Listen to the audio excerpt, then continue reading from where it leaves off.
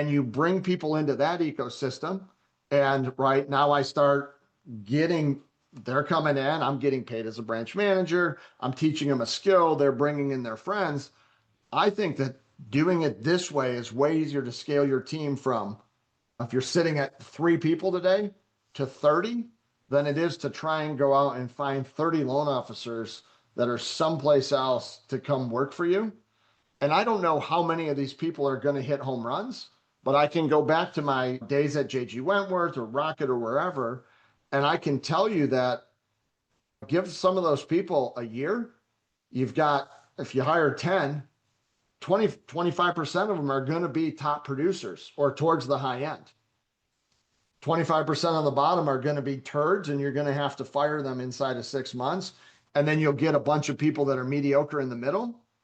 But you keep running that enough, you'll start really gaining some steam on your team.